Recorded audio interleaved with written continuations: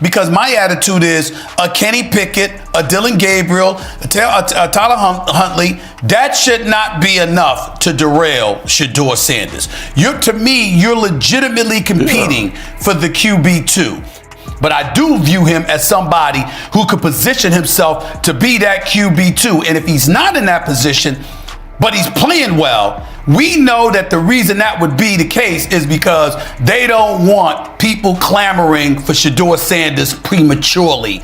Yeah, I agree. It's a stair-step process. The first step that he took was in the preseason game as far as bunching his name in the bunch with the guys that are playing. Amount of work that we've seen. And that comes with going up against competition. Of course, second and third units and all of that stuff come into play. But when you're the reigning defending Super Bowl champions, had he shown up this weekend and balled out again, playing 45 or more snaps like he did in the first game and putting up similar, if not better numbers, I think that would have boded very, very well for him. We know how the game goes. But then he starts talking about the offense, right? 0 giveaways. Okay, this is when you're supposed to insert Shedeur, some fans think. Let's talk. Okay, special team, Spooky, takeaway. Position is on the depth chart at the start of the season, as opposed to the start of training camp and ultimately preseason. Because what happens is that they had him in that position before he competed, before he had a chance to prove himself. It's not like they walked in there and they said, okay, y'all competed, and as a result of what we've seen, we've got you as the QB4. No, you came in there and that's where they placed you. If it's a right guard, you can play through that. When it's a quarterback, you kind of need that muscle to throw. So unfortunately, going to put him down for a little bit here. We'll treat it day to day and see how he responds. But want to be smart because he's a thrower, so you can't push that. View him as somebody who could position himself to be that QB2. And if he's not in that position, but he's playing well, we know that the reason that would be the case is because they don't want people clamoring for Shedeur Sanders prematurely. You won't believe what Stephen A. Smith just revealed about the Cleveland Browns and Shedeur Sanders. We're talking about a potential conspiracy that goes all the way to the top. Team ownership allegedly orchestrating a fake injury to derail a rookie quarterback's meteoric rise. This isn't just about football politics. This is about an organization so threatened by a fifth-round pick's talent that they're willing to manufacture controversies to keep him buried on the depth chart. What I'm about to show you will completely change how you view the Browns' decision-making process, and by the end of this video, you'll understand why Stephen A. believes this goes far deeper than anyone imagined. What's happening in Cleveland right now is unprecedented in modern NFL history. We have a rookie quarterback who delivered what many consider the best preseason performance by any quarterback this year, yet somehow finds himself ranked 4th on the depth chart, behind injured players. Then, just as calls for his promotion reach a fever pitch, he mysteriously develops an oblique injury that conveniently keeps him out of the next game. Stephen A. Smith isn't buying it for a second, and neither should you. In today's video, we're going to break down exactly why Stephen A. believes this is a calculated conspiracy, examine the suspicious timing of every decision the Browns have made, and reveal what this means for Shedeur Sanders' future in Cleveland. We'll also explore the bigger implications of what happens when organizations prioritize politics over performance. By the end of this analysis, you'll have all the evidence you need to decide whether this is legitimate injury management or the most obvious cover-up in recent NFL memory. Let's dive into this controversy that has the entire football world questioning the Browns' integrity. Before we can understand the conspiracy, we need to examine the performance that allegedly triggered this entire situation. Shedeur Sanders didn't just play well in his first preseason game. He delivered a masterclass that left coaches, analysts, and fans demanding answers about why he wasn't getting more opportunities. Here's what makes this performance so significant. Sanders completed passes with precision that veteran quarterbacks struggle to achieve.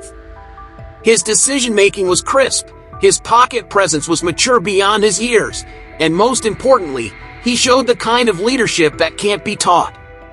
When you watch the tape, you see a quarterback who doesn't play like a fifth-round rookie.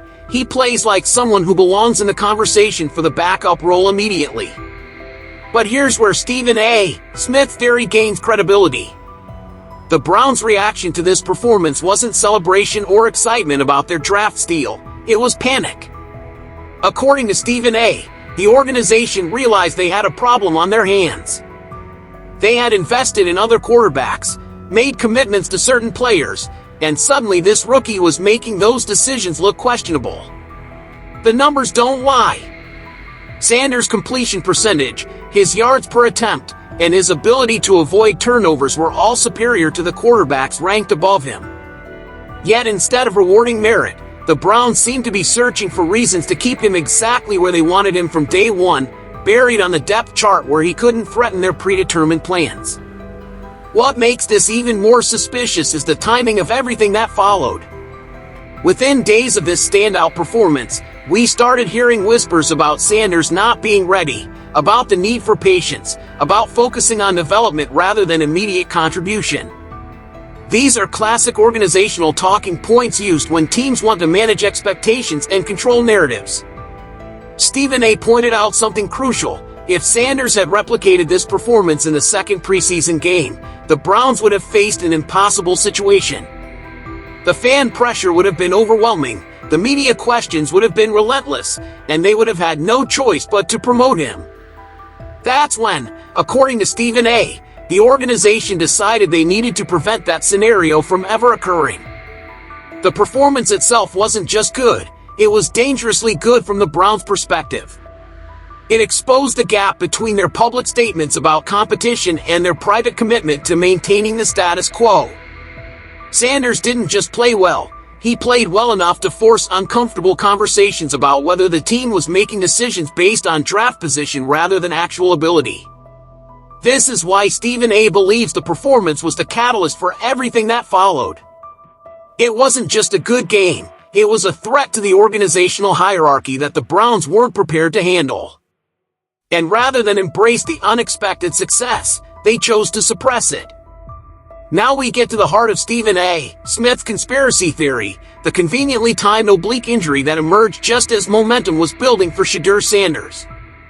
The timing of this injury announcement is so suspicious that it reads like a poorly written script designed to provide cover for predetermined decisions. Let's examine the timeline. Sanders delivers a standout performance that has fans and analysts calling for his promotion. Social media explodes with support for the rookie. Sports talk shows begin questioning why he's ranked fourth. The pressure on Coach Stefanski intensifies with every interview. Then, like clockwork, we get word that Sanders is dealing with arm soreness that will keep him out of the next preseason game. Stephen A. Smith's reaction was immediate and brutal. This isn't a coincidence, it's a conspiracy. According to his analysis, the Browns witnessed the wave of support building around Sanders and realized they needed to pump the brakes before it became unstoppable. The injury narrative provided the perfect excuse to keep him off the field while the organization figured out how to manage the situation. But here's what makes this theory so compelling: the details don't add up. The Browns initially called it arm soreness that would be resolved by the next day. When that timeline proved unrealistic, it suddenly became an oblique injury requiring extended caution. The shifting explanations and vague timelines are classic signs of an organization buying time while they craft their narrative. Coach Stefanski's press conferences during this period were particularly telling. His body language, his choice of words, and his reluctance to provide specific details all suggested someone who wasn't entirely comfortable with the story he was telling. When reporters pressed for specifics about the injury, Stefanski's responses were filled with hesitation and carefully chosen phrases that seemed designed to avoid saying too much. The medical aspect of this alleged injury also raises questions. Oblique injuries for quarterbacks are typically well documented with clear timelines for recovery. Yet the Browns' handling of Sanders' situation has been unusually vague, with day-to-day updates that never seem to progress toward a concrete return date. This approach is more consistent with teams managing narratives than managing legitimate injuries. Stephen A. emphasized that the timing wasn't just suspicious, it was strategically perfect. Just as calls for Sanders' promotion were reaching a crescendo, the injury provided a convenient reason to remove him from consideration without having to admit they weren't planning to play him anyway. It allowed the organization to maintain the illusion of competition while protecting their predetermined depth chart. The most damning evidence might be what happened to other injured quarterbacks on the roster. Dillon Gabriel and Kenny Pickett were both dealing with injuries, yet they maintained their positions ahead of Sanders on the depth chart. If injuries were truly the determining factor, Sanders should have moved up automatically. Instead, he remained fourth, suggesting that his injury was being treated very differently from everyone else's. This pattern of convenient timing and inconsistent treatment is exactly what Stephen A. believes exposes the conspiracy. The Browns needed Sanders off the field, and the injury narrative provided the perfect cover story. The release of the official depth chart was the moment that transformed Stephen A. Smith's suspicions into full-blown accusations of organizational deception. What we saw wasn't just questionable decision-making, it was evidence of a predetermined agenda that had nothing to do with performance or merit. Here's what made the depth chart so damning. Shedeur Sanders, fresh off the best quarterback performance of the entire preseason, was ranked fourth. Not third, not second, fourth. Behind quarterbacks who were dealing with injuries and hadn't shown anything close to Sanders' level of play. This wasn't just disrespectful, it was organizationally dishonest. Stephen A. Smith's analysis of this situation was surgical in its precision. He pointed out that the Browns had Sanders ranked fourth before he ever competed, before he had a chance to prove himself, and before anyone could evaluate his actual abilities. The depth chart wasn't reflecting current performance, it was protecting predetermined decisions that the organization had made long before training camp began. The most revealing aspect of this depth chart controversy was how it exposed the Browns' true priorities. When an organization ranks an injured player above a healthy player who just outperformed everyone, they're sending a clear message: performance doesn't matter as much as maintaining the established hierarchy. This is exactly what Stephen A. believes happened with Sanders. But the depth chart deception goes deeper than just rankings. It represents a fundamental dishonesty about what the Browns mean when they talk about competition. Coach Stefanski repeatedly emphasized that all quarterbacks would compete for positions, that merit would determine playing time, and that the best players would rise to the top. The depth chart proved these statements were meaningless corporate speak designed to manage public perception while protecting private agendas. Sanders himself recognized this deception and didn't hesitate to call it out. His criticism of being ranked based on draft position rather than performance struck at the heart of the issue. A fifth-round pick shouldn't be automatically relegated to fourth string, especially when he's outplaying everyone ahead of him. Sanders' willingness to speak out showed he understood exactly what was happening. He was being held back not because of his abilities, but because of organizational politics. The timing of the depth chart release was also strategically calculated. It came after Sanders' standout performance, but before he could build on that momentum with another strong showing. By locking him into the fourth position, the Browns effectively communicated that no amount of good play would change their predetermined plans. This sent a message not just to Sanders, but to the entire roster about how the organization really operates. Stephen A. emphasized that this depth chart wasn't just about football, it was about credibility. When organizations make decisions that contradict obvious evidence, they undermine their own authority and create the kind of controversy that damages team culture. Players notice when merit doesn't matter, and fans notice when organizations aren't honest about their decision-making processes. The depth chart deception was the smoking gun that proved Stephen A.'s conspiracy theory. It showed that the Browns weren't just managing Sanders poorly, they were actively working to suppress his rise regardless of his performance. Stephen A. Smith didn't stop at criticizing Coach Stefanski. He went straight to the top, suggesting that this entire conspiracy originates with the Cleveland Browns ownership and that Stefanski is simply carrying out orders from above. This accusation transforms the situation from coaching incompetence to organizational corruption at the highest levels. The ownership angle makes perfect sense when you consider the broader context of how NFL organizations operate. Coaches don't typically make unilateral decisions about high-profile rookies without input from the front office and ownership.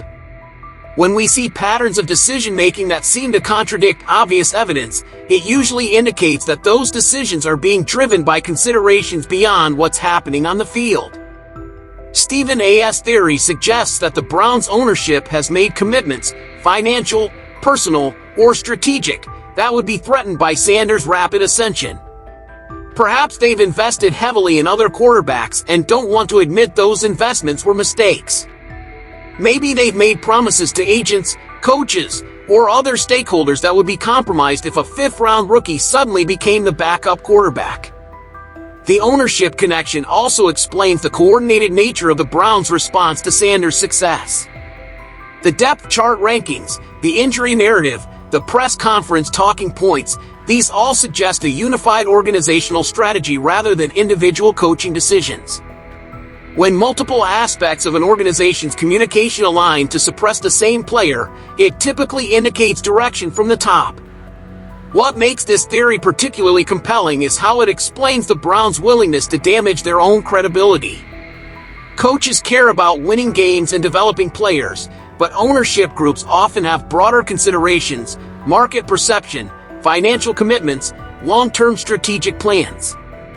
These priorities can sometimes conflict with short-term performance considerations, leading to decisions that seem irrational from a purely football perspective. The ownership angle also explains why Coach Stefanski has seemed uncomfortable when discussing Sanders. If he's being directed to maintain certain narratives or make certain decisions that contradict his football instincts, it would naturally create the kind of tension and hesitation we've seen in his press conferences. Coaches who are forced to defend decisions they didn't make often struggle to sound convincing. Stephen A. pointed out that this level of organizational coordination requires resources and authority that only ownership possesses. Individual coaches might make questionable decisions, but they rarely have the power to orchestrate multifaceted campaigns designed to suppress specific players. That kind of comprehensive narrative management typically comes from the top of the organizational hierarchy. The most damaging aspect of the ownership connection is what it suggests about the Browns' commitment to winning. If ownership is willing to suppress talent to protect other interests, it raises serious questions about whether the organization is truly focused on putting the best possible team on the field.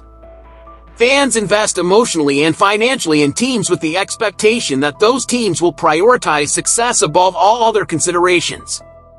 Stephen A.'s accusation that ownership is pulling the strings behind this conspiracy isn't just about Shedeur Sanders, it's about the integrity of the entire organization and whether fans can trust that the Browns are making decisions based on what's best for winning football games.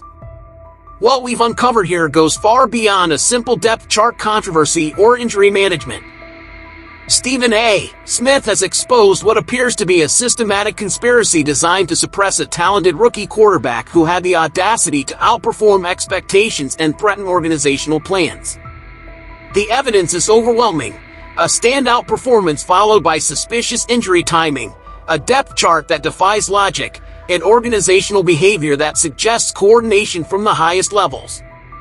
When you connect all these dots, the picture that emerges is deeply troubling for anyone who believes professional sports should be about merit and performance. The Browns have created a situation where their credibility is now permanently damaged. Whether Sanders eventually succeeds or not, the organization has shown that they're willing to prioritize politics over performance, predetermined plans over actual results. This kind of organizational dishonesty doesn't just hurt individual players, it undermines the entire concept of fair competition. For Shedeur Sanders, this controversy might actually work in his favor long term. The football world is now watching his situation closely, and if he continues to perform when given opportunities, other organizations will take notice. Sometimes the best thing that can happen to a talented player is having their current team expose their own incompetence through obvious mismanagement. The bigger question is what this means for the Browns' future. Organizations that operate this way don't suddenly become successful. They create cultures of distrust, suppress talent, and make decisions based on everything except winning football games. Until the Browns prove they're willing to prioritize merit over politics, fans should expect more of the same dysfunction. What do you think is really happening in Cleveland? Is Stephen A. Smith right about this conspiracy, or is there another explanation for the Browns' bizarre handling of Shedeur Sanders? Drop your thoughts in the comments below. I want to know if you think this goes all the way to ownership or if we're seeing something else entirely. If you found this analysis eye-opening, make sure you're subscribed because I'll be following this story closely. When Sanders finally gets his next opportunity, and we'll be here to break down whether he proves Stephen A. right or if the Browns somehow justify their controversial decisions. Hit that notification bell so you don't miss any updates on this developing story, and let me know in the comments what other NFL controversies you want me to investigate next. The truth is out there, and we're going to find it together.